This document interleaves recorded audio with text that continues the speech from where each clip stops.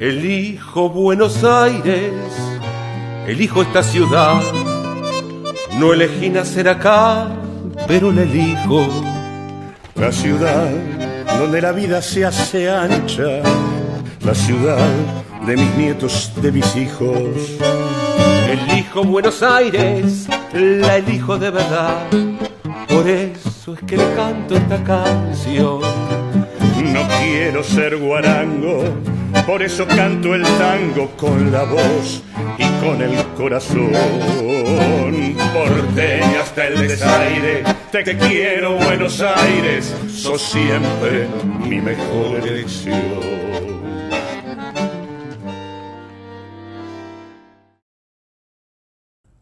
Comenzamos nuestro tercer programa de Elijo Buenos Aires, programa que vamos a dedicar a hablar sobre una experiencia novedosa en términos sociales y políticos, desde mi punto de vista una de las más novedosas de los últimos tiempos, que es el dinamismo que ha cobrado el movimiento social de mujeres en el marco de la violencia de género y de esta realidad de una mujer muerta cada 34 horas, de femicidio cada 34 horas.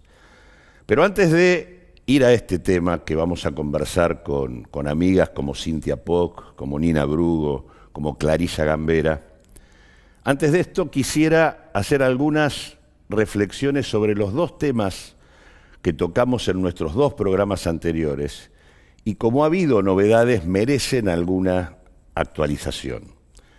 Nuestro primer programa estuvo dedicado al drama de Santiago Maldonado y la diferencia entre el estar hablando hoy y el momento en el que hicimos el programa es que apareció el cuerpo de Santiago Maldonado.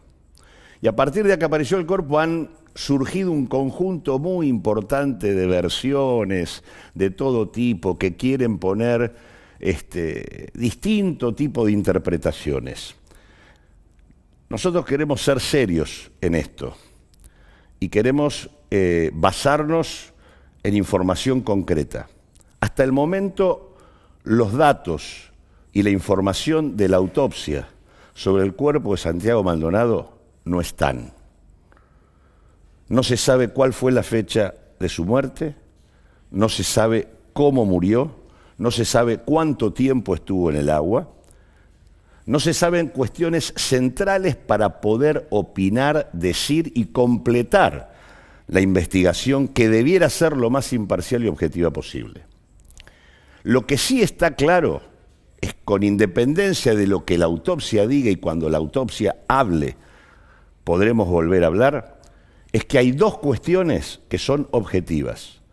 La primera es que Santiago Maldonado llega a la orilla del río Chubut, perseguido por la gendarmería en una verdadera cacería, disparándole sobre la base de una operación represiva que fue conducida expresamente por el Ministerio de Seguridad sobre la población mapuche y sin orden judicial, con el objetivo de defender los intereses de los Benetton. Con esto lo que quiero decir es, el Ministerio de Seguridad y la Gendarmería llevaron adelante una operación represiva sin orden judicial porque el primer juez, el juez Otranto, lo único que autorizó fue desalojar la ruta. Quien autorizó a la Gendarmería a ingresar sobre la comunidad Pulov fue el jefe de gabinete del Ministerio de Seguridad de Patricia Bullrich. Esto es objetivo. Y es objetivo también que la Gendarmería desde el primer momento sabía que estaba persiguiendo a una persona que era Santiago Maldonado y que tenía una foto de él desde un comienzo. Y también se sabía que el celular de Santiago Maldonado había sido atendido luego de que Santiago Maldonado había desaparecido. Este es el primer dato objetivo, en donde se produce la desaparición de Santiago Maldonado. Y el segundo es el encubrimiento. El encubrimiento tiene que ver con que la Gendarmería y el Ministerio de Seguridad negaron en principio que el propio Santiago Maldonado hubiese estado donde estaba y donde ellos sabían que había estado. Así que operación represiva comandada por el Ministerio de Seguridad y la Gendarmería y encubrimiento son los datos objetivos del caso Maldonado. El segundo programa lo dedicamos a la cuestión de las elecciones. Planteamos los datos de lo que había ocurrido en las primarias de agosto, evaluamos cuáles podrían ser las tendencias de la elección de octubre y hablamos del escenario político que se abría. Lo hicimos con Ariel Penici, lo hicimos con Maristel Svampa. La verdad que los datos profundizaron las tendencias de agosto. En octubre se profundizó. Nosotros mostramos, ahora vamos a mostrar en otro cuadrito similar, mostramos que Cambiemos, Macri había crecido en 2 años 1.600.000 votos. Bueno, en los 2 meses de agosto-octubre creció casi 1.800.000 votos más. Es decir, creció más en 2 meses que en 2 años. Pero no solo esto, sino que también ganó 10 provincias. En realidad demostró penetración en zonas populares, sacó el 38% en promedio en el conurbano bonaerense, el 35% en la postergada tercera sección electoral, el 40% en la primera y el 50% en las restantes secciones electorales de la provincia. En realidad, creció mucho.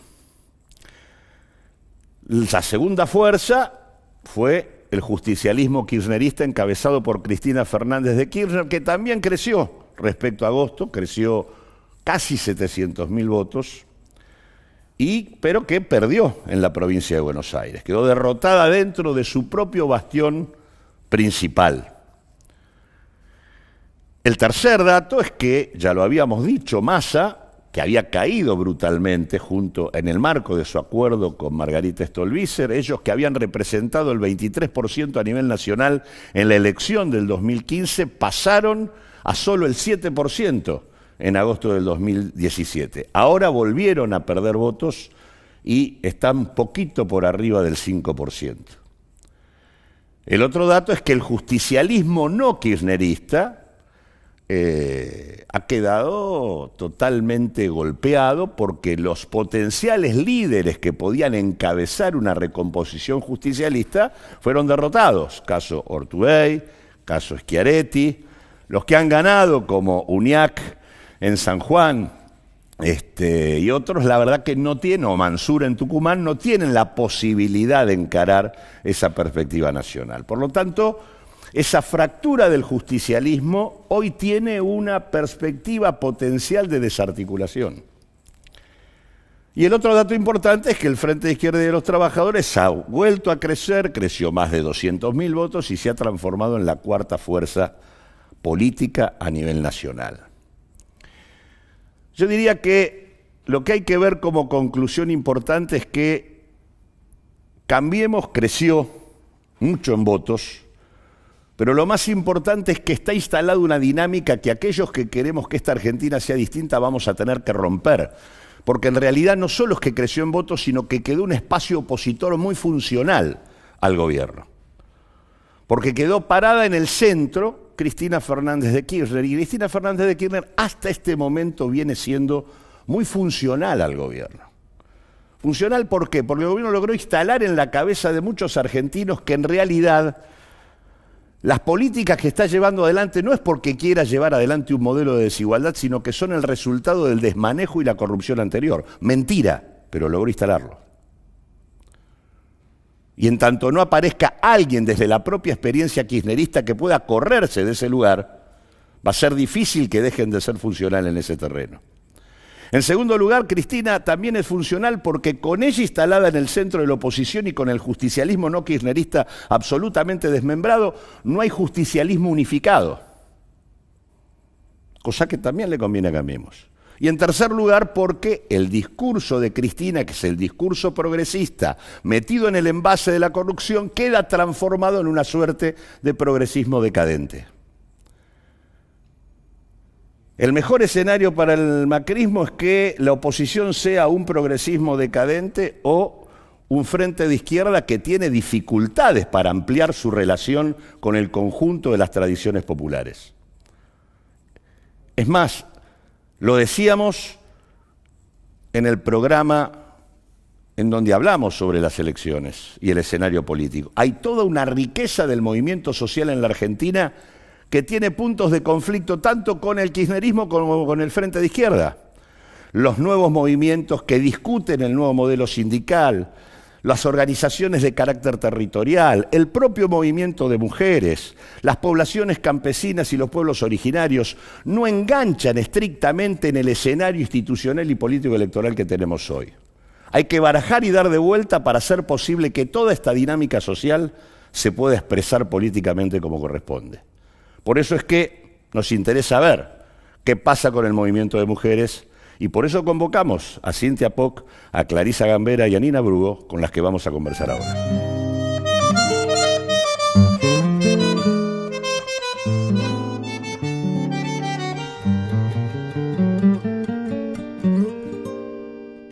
Nos acompaña hoy Cynthia Poc, es secretaria de formación de la Central de Trabajadores Autónoma de la Argentina. ¿Qué tal, Cynthia? ¿Cómo estás? Hola, ¿qué tal, Claudia? La verdad es que tuvimos hace poquito el encuentro de mujeres en el Chaco. La verdad que el movimiento de mujeres es seguramente una de las experiencias más dinámicas que en términos sociales se haya dado en los últimos tiempos en la Argentina.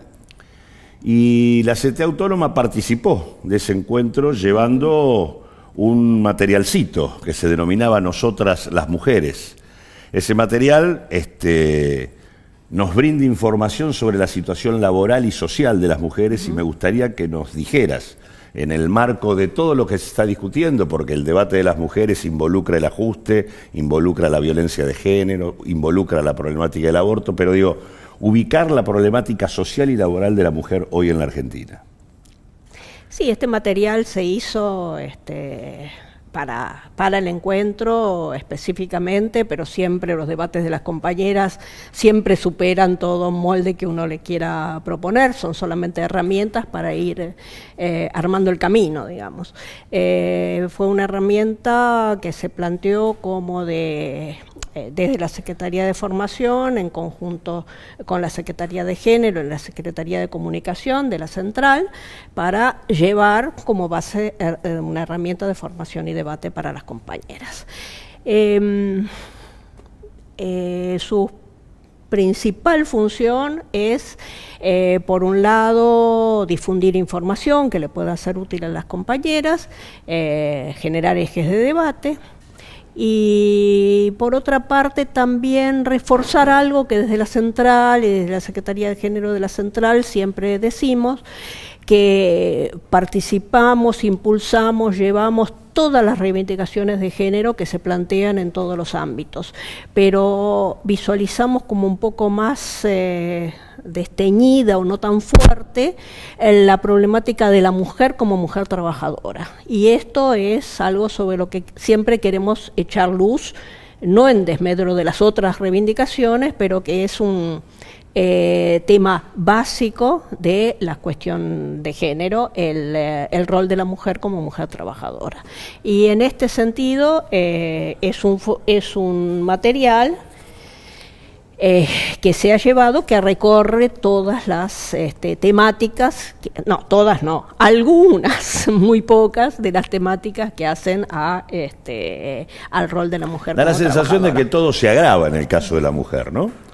Sí, a nivel laboral. En efecto, hay determinaciones de clase general donde absolutamente toda la clase trabajadora está involucrada en situaciones de postergación, de vulneración, de exclusión, de precarización, etcétera. Pero en todas las dimensiones, o en la mayor parte de las dimensiones, si bien toca a todos, varones y mujeres, siempre a las mujeres un poquito más, ¿sí? Es decir, hemos presentado ahí, por ejemplo, las tasas de desocupación, digamos la primer tasa básica elemental de la desocupación abierta, donde se presentan efectivamente los números de la tasa general y cuando se especifica por sexo, bueno, las mujeres es más y los varones son un poco menos, digamos, que el general. Esto se agrava cuando uno limita ciertos conjuntos. Por ejemplo, en el caso, esta misma relación se recontracentúa si estamos frente a mujeres y varones jóvenes. En el caso de los jóvenes, realmente se dispara la tasa de desocupación para varones y mujeres jóvenes. En particular, en el caso de las mujeres. Estamos viendo cifras por algún lado. Bueno, no es necesario mencionar las cifras, pero realmente... Pero para una tasa de desocupación del 9... del 9, hablar de una tasa de desocupación de 20.2%. Para las mujeres jóvenes, la verdad que 20% es 20% de desocupación abierta, que es la forma más elemental de la desocupación, digamos, sin considerar las otras formas. Por supuesto, si uno le suma las otras formas, ¿sí? Por ejemplo, el procedimiento, digamos, de considerar a aquellas personas que están ocupadas pero de manera insuficiente, y insuficiente en general ligado con los bajos ingresos, que requieren otra ocupación por una cuestión de ingresos, es decir, personas trabajando pero que buscan más trabajo, esas tasas se disparan hacia en el caso de las mujeres, al 24%, 24.4%.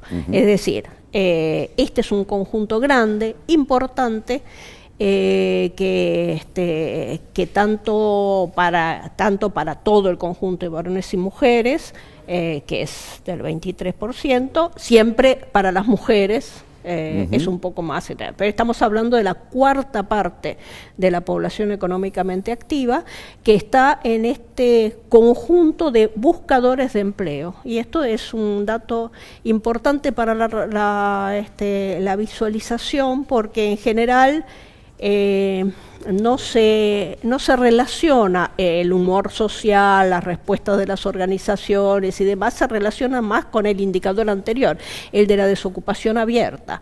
Sin embargo, el ímpetu social, por decirlo de alguna manera, la visualización de la sociedad siempre está más relacionado con este componente que se llama los demandantes de empleo, con este conjunto, más que con que es la cuarta parte de la población activa, que con la desocupación abierta solamente. Y en términos de precariedad, ¿qué pasa con las mujeres? En términos de precariedad también acompañan el proceso general de precarización. Vamos a decir que ahí hay un interjuego medio perverso con la subocupación. Es común decir que las mujeres son más subocupadas porque se autolimitan manteniéndose en el hogar con los niños o en el estudio y demás. Absolutamente no, la tasa de subocupación lo que muestra es reducciones o limitaciones en el tiempo de trabajo que son involuntarias, es decir, son todas mujeres dispuestas a trabajar más tiempo. Es decir, no es la subocupación voluntaria. No es que trabajan poco para seguir en el hogar, sino que en realidad trabajan poco porque no tienen más trabajo. No consiguen, ¿sí? Entonces, esta es una de las primeras expresiones que están muy sobreincidiendo a las mujeres, la primera entrada de la precariedad laboral, en ese sentido. Después, en el tema del no registro no hay tanta diferenciación, digamos, si uno mira ese indicador, pero porque están de alguna manera procesadas por centrarse en la subocupación, ¿no? Y bueno, y después están todas también se ve yo miraba ese material, parece como que las mujeres tienen una mayor tendencia a la migración, tanto desde las diferentes provincias hacia la ciudad y la región metropolitana, como en el caso de los migrantes extranjeros. Exactamente. Esto tiene que ver con el concepto general de que la mujer está mucho más afectada a los desafíos de generar estrategias para salir de la situación en la que esté el hogar, digamos, en general con niños y niñas a su cargo, en general con adultos mayores muchas veces, pero son las mujeres que más significativamente salen a buscar nuevas estrategias de supervivencia, como es el caso de la migración. Si uno compara la procedencia tanto entre provincias como de países limítrofes a la Argentina, siempre es más fuerte la migración de mujeres que la de varones. Y esto va acompañado, digamos, con el rol, digamos, que recrea el mandato cultural de reproducción y cuidado. 1.300.000 mujeres viven en lugares distintos de la Argentina de los que nacieron. Exacto. Y 470.000 mujeres que son de otros países y que están trabajando aquí. Exacto. Es un dato fuerte, digamos, y eso es más que sus pares varones, digamos, ¿no? Es un mayor contingente, ¿no? Y el tema del cuentapropismo y el... No, y ahí están, hay alrededor de, así, gruesamente, en términos de las estadísticas que dan base a esto, alrededor de 4 millones de mujeres en el área cubierta por el estudio, que es la encuesta permanente de hogares, que en total cubre una población de 27 millones y algo de población.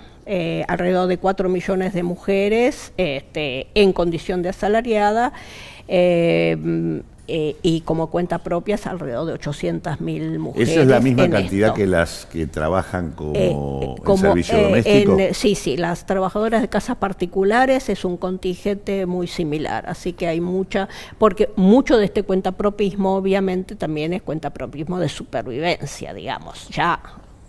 Supongo que no lo tengo que decir, pero digamos el modelo tradicional de que en la primera escala de la movilidad social era el asalariado, y cuando el asalariado podía ahorrar para ponerse como cuenta propia, era un modelo social ascendente, digamos, para autonomizarse y tener capital y tener reproducción ampliada, digamos, de su unidad económica.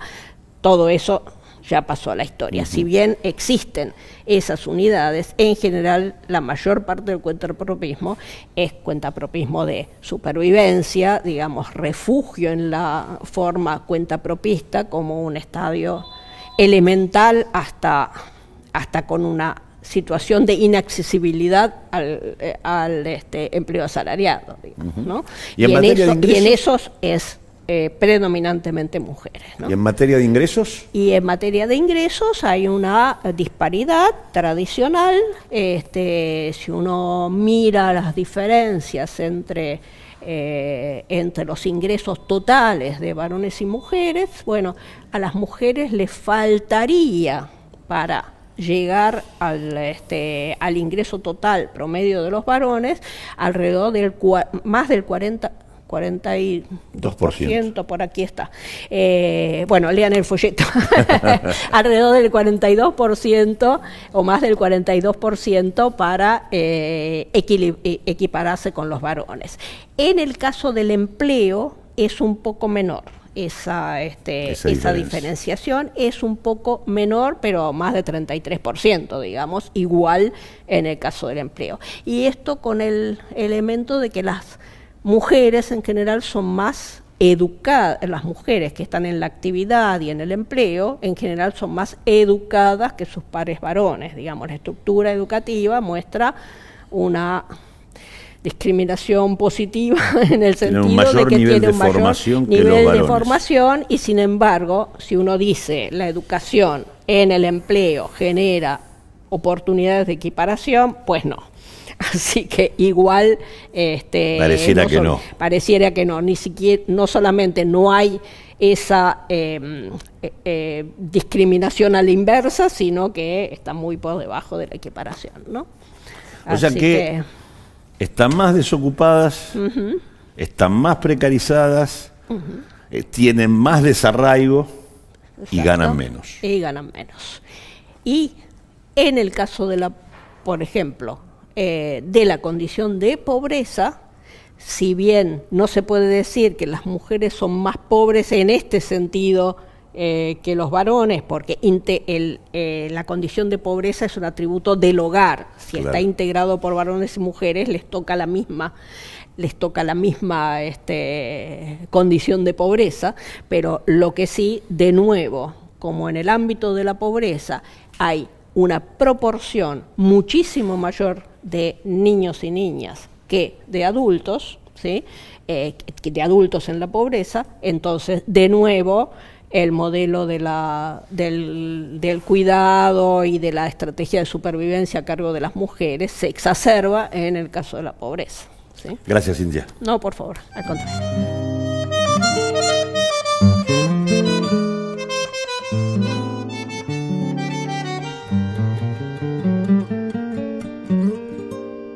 Nos acompaña Nina Brugo, abogada laboralista, feminista, especialista en derechos humanos y de la mujer y secretaria nacional de la mujer del Partido Unidad Popular. Nos acompaña también Clarisa Gambera, secretaria de Acción Social de la CTA Autónoma y que participa también del espacio territorial del Frente Salvador Herrera. Amigas, ¿cómo están? ¿Bien? ¿Qué tal?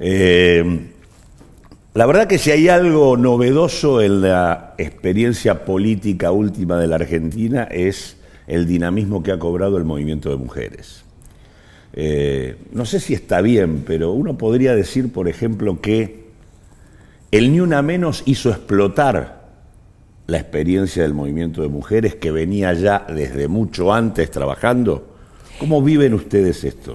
Bueno, yo tuve oportunidad de participar en el primer Encuentro Nacional de Mujeres que se hizo en nuestro país en el año 1986 y desde entonces participé anualmente en todos los encuentros nacionales de mujeres, así que podemos hablar que he estado durante 32 años concurriendo y conformando y formando parte de muchas de las redes que ahí se conformaron.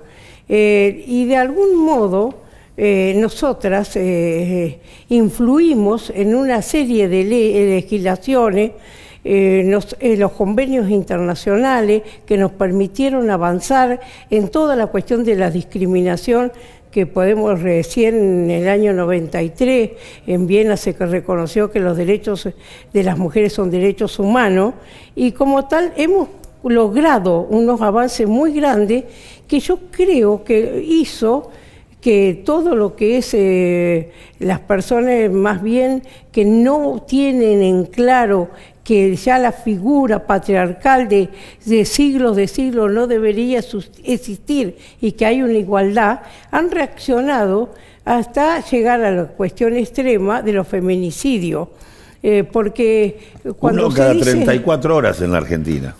Por eso, porque cuando las mujeres empezó a descubrir sus derechos y decir basta, la reacción ha sido esa, y eso tan espantoso que ha sucedido ha hecho que organizadamente las mujeres espontáneamente, ya hace 3 años, empezaran a hacer esas movilizaciones masivas y grandes, y bueno, no nos podían seguir ignorando.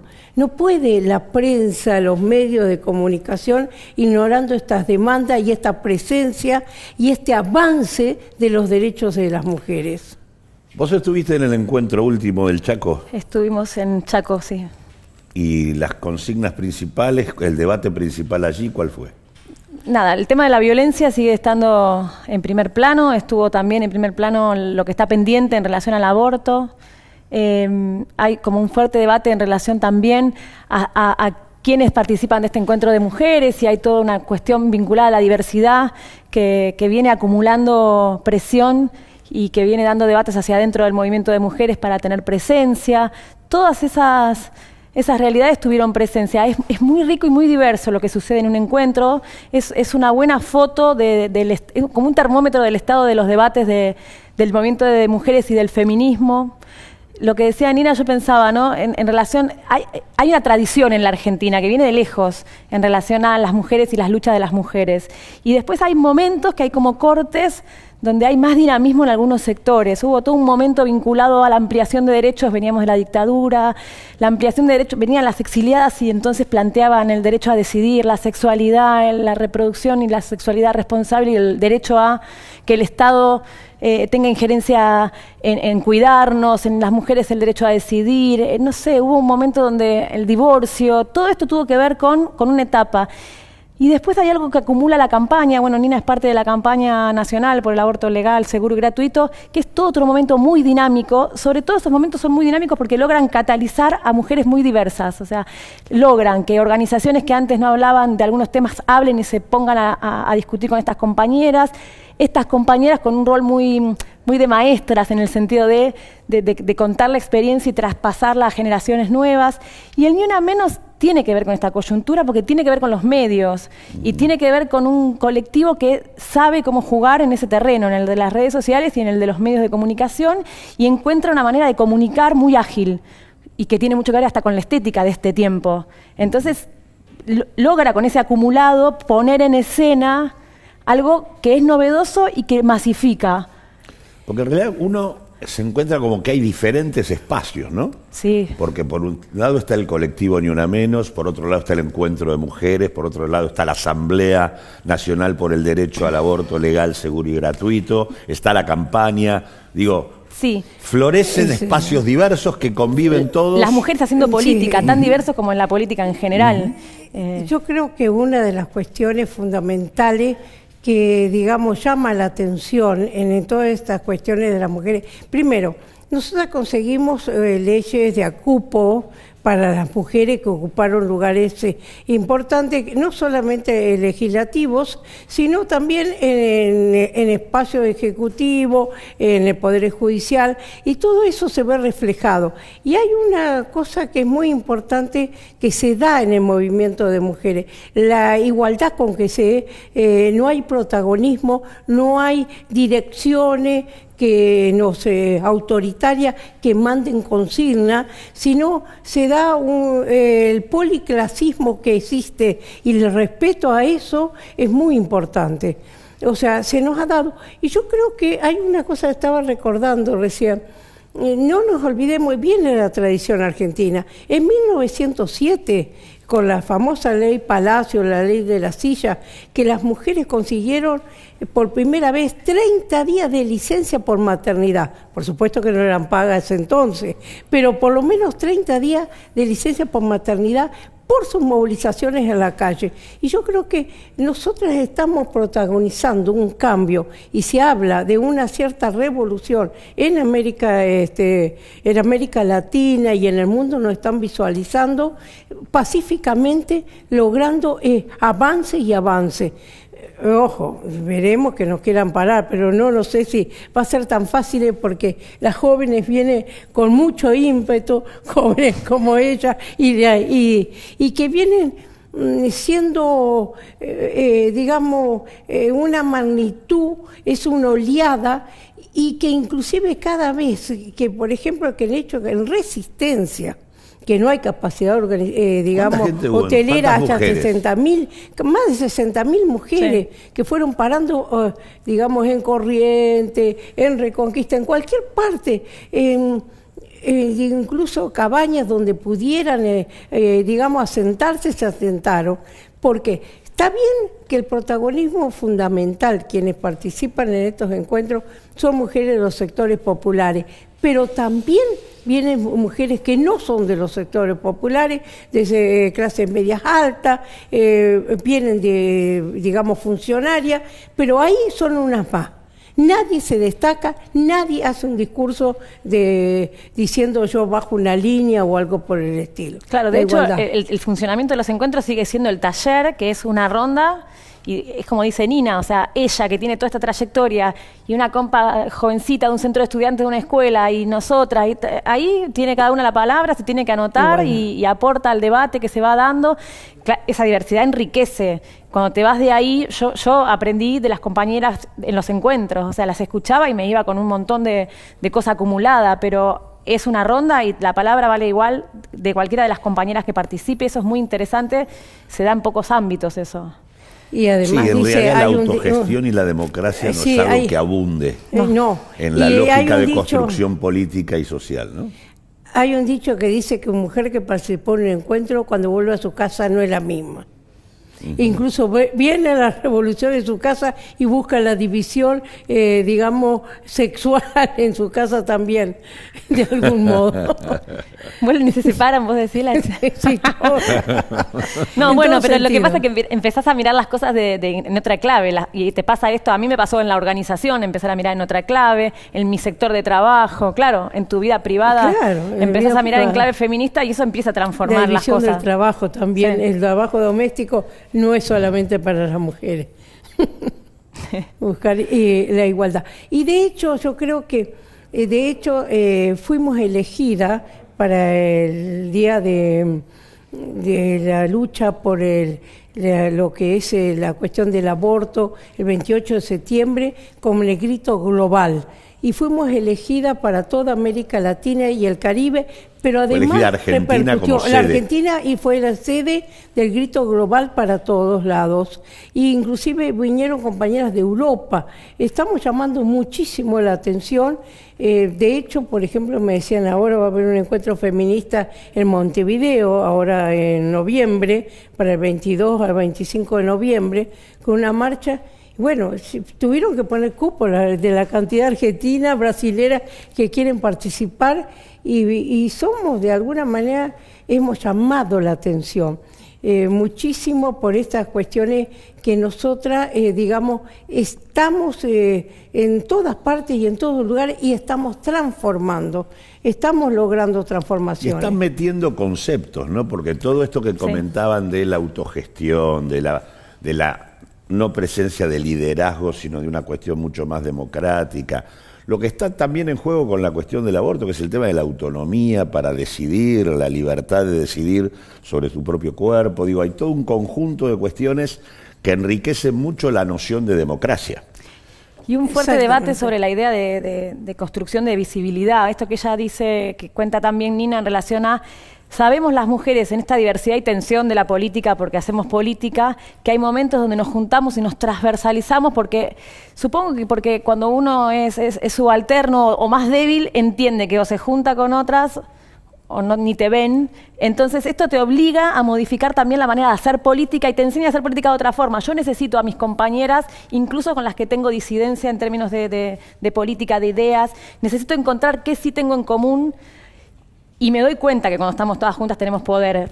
No sé cuántos pueden poner en la calle lo que podemos las mujeres yo últimamente. Y entonces nos damos cuenta de eso. También nos damos cuenta que cuando ponemos eso en la calle volvemos a nuestras organizaciones, espacios y tenemos otra espalda. O sea, que antes era más difícil que escuchen algunas temáticas que hoy, como vos bien decís, con el ruido que estamos generando y la visibilidad que logramos, y bueno, sí. El sindicato, por ejemplo, está debatiendo cupo nuevamente, paridad, que antes no nos daban... Y otro tema que estamos tocando, que es álgido de tocarlo, que es la cuestión, nosotros respetamos las convicciones de cada persona, respetamos las convicciones religiosas que puedan tener, pero sí estamos muy firmes en la separación de la Iglesia y del Estado.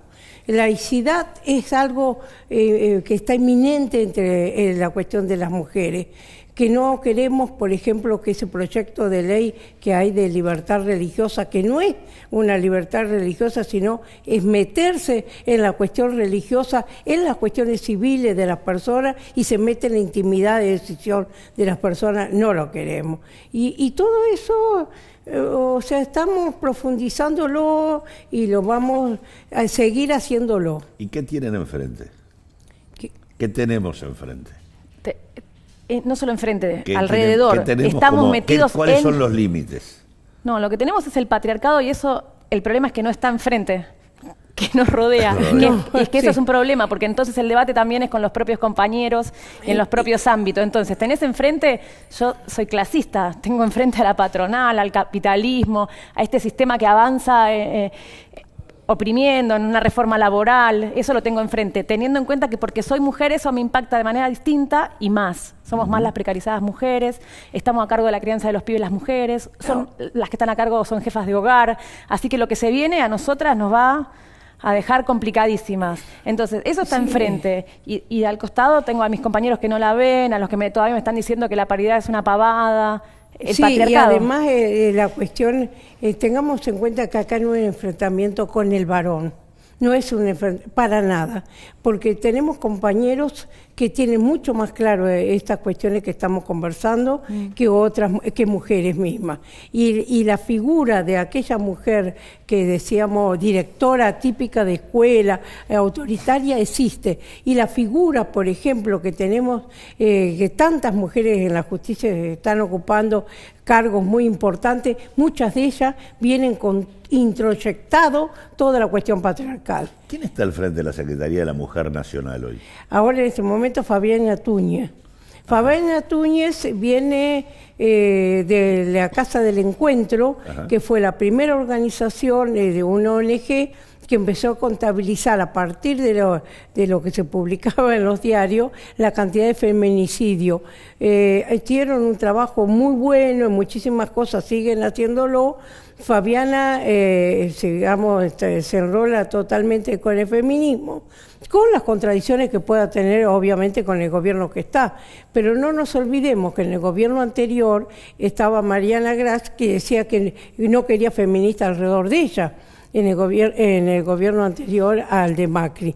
Entonces, evidentemente, a veces esos tipos de contradicciones, si bien hay muchísimas más mujeres que vienen del justicialismo o son del kirchnerismo, asumen el feminismo y en los encuentros estamos junto con ellas, y del PRO son pocas. Hay, pero pocas. O sea, hay mucho del kirchnerismo en los encuentros. Correcto, y poco del y en PRO. todo. Poco del Pero PRO. a nivel institucional, quien está hoy al frente de la Secretaría tiene que ver con la experiencia de Ni Una Menos. Sí.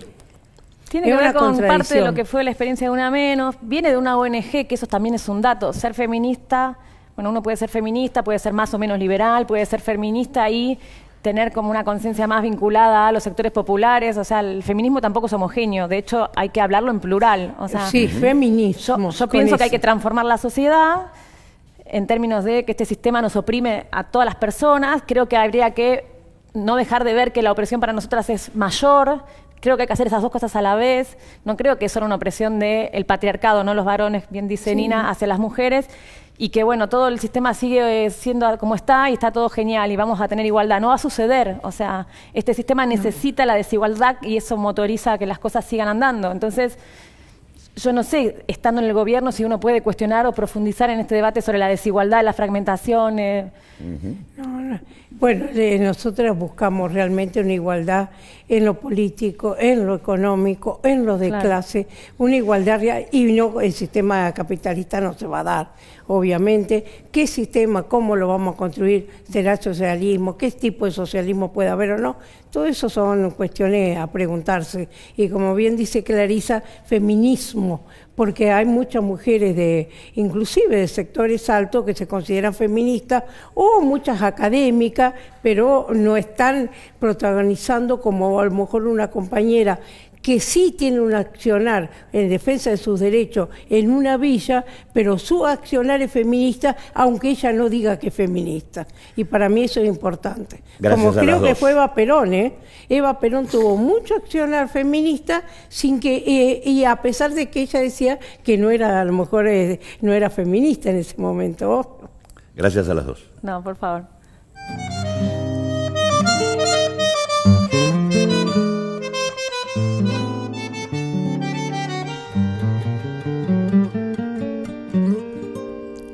Ustedes las escucharon. En el marco del Ni Una Menos, en el marco de la violencia brutal que implica que se comete un femicidio cada 34 horas, en ese marco explotó el movimiento de mujeres en la Argentina, que tiene una historia muy larga, como la contaba Nina Brugo en lo que cuando conversábamos recién. Y escuchamos todos los ejes que fueron parte del reciente encuentro de mujeres en Chaco, más de 60.000 mujeres debatiendo y participando en torno a discutir el tema de la violencia de la mujer, pero también el tema del ajuste y el impacto que tiene en términos laborales y sociales sobre la mujer, Y nos lo decía Cynthia Poc, ellas son las que tienen los mayores niveles de desocupación, ellas son las que tienen los mayores niveles de precarización, ellas son las que están peor pagas, ellas son las que están más postergadas, incluso teniendo mayor formación dentro del mundo laboral. Cynthia Poc, que además es un ejemplo, porque Cynthia viene de resistir el intento de manipular las estadísticas públicas, de resistir la intervención de Guillermo Moreno, ha sido repuesta hoy al frente de la encuesta permanente de hogares, pero sigue siendo la secretaria de formación de la CTA Autónoma. No son funcionarios, ellos producen estadísticas públicas desde los trabajadores. Cynthia Poc, Nina Brugo y Clarisa Gambera en realidad nos explicaron componentes y contenidos muy importantes que está aportando el movimiento de mujeres en la discusión política de la Argentina. Nos hablaron de autogestión, nos hablaron de democracia, nos hablaron de la posibilidad de funcionar sin liderazgos que lo ocupen todo, nos hablaron de autonomía y de capacidad para decidir. En realidad hay un ejemplo importante para la construcción política en la Argentina en la experiencia del movimiento de mujeres.